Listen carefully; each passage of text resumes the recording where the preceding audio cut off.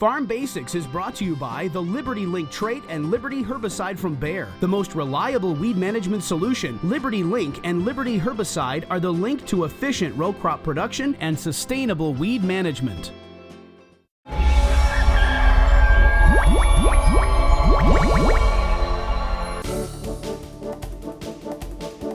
During our Farm Basics time today, we're going to solve the weed problems you have in your lawn. Unfortunately, Brian, sometimes theory is great and actually getting something done is another thing. The snow and the frost came too early last fall. I wasn't ready. I thought I had more time. I was going to get my weed control done in the fall. Now I've got some of those weeds that are still out there this spring. Well, you have to do it in both cases. You need to spray in the fall and in the spring. What we want you to do is use a good, strong rate of 2,4-D, both fall and spring, and you want to do it at those times of year rather than in the summer because you could damage your trees, you could damage flowers. These products will move on you. Anything containing 2,4-D will move on you when you have lots of heat. So we want to spray early in the spring and again late in the fall. Now when we're talking about 2,4-D, we're talking about broadleaf control. We're not talking about grass control here. Even when Brian gets a little carried away at that high-end labeled rate on 2,4-D, it can stress the grass just a little bit, but it's not going to kill grasses. So when you have issues, especially with the summer annuals, like a crabgrass, for example, or if you even have some foxtails out in your lawn, we can wipe those out. With lawn grasses, they're perennial grasses. So we're talking about taking annuals out. That's something that can be done. We like a product called Drive. Typically, we're spraying that just a little bit later than right now. We'll wait until we see the lilacs start to bloom.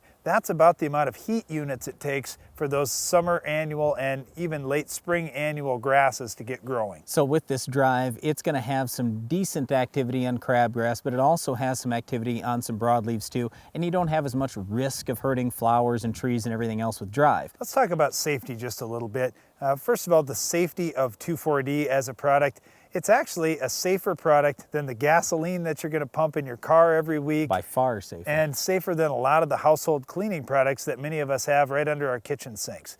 It's been out for years and years. It has not been proven to be a carcinogen, so we're not super concerned about it that way. However, it is still a pesticide, and when you're dumping it out of the jug, it's very concentrated. So just use the personal protective equipment that you need. For example, when I'm spraying my lawn, I always wear rubber boots because I'm concerned that through tennis shoes or even leather shoes, I'm going to have some of that product soak through and soak onto my feet. I also wear long sleeves because I'm trying not to get the product on my bare skin. I'll certainly wear rubber gloves, and then I'll wear some goggles to make sure I don't get it in my eyes too. But just be sure to read the label of the product you're using to make sure you've got the right personal protective equipment, and then when you're done spraying, just immediately clean up your equipment and go take a shower. That way, if any of it got on you or got in your hair or wherever, you can wash it off right away. Well, there are many other products that you can use in your lawn. It's just that 2,4-D and Drive are two of the safest for you.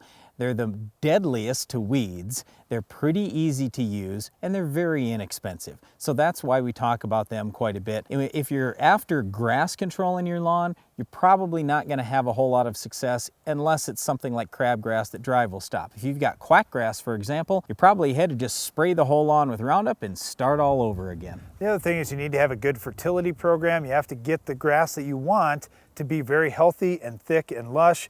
Then you may consider also doing some aeration of your lawn each fall to try and help that grass grow and get thicker and stronger. And then when you're mowing your lawn, don't mow it so short. Mow it a little bit taller. Yes, you may have to be out there more often to keep it looking great, but if you're mowing it really short, it's just like overgrazing a pasture. As soon as we do that, we get all kinds of weeds coming. When your grass is really short, we have no crop canopy, and it's very easy for weeds to get started. Well, speaking of weeds, can you identify this week's Weed of the Week?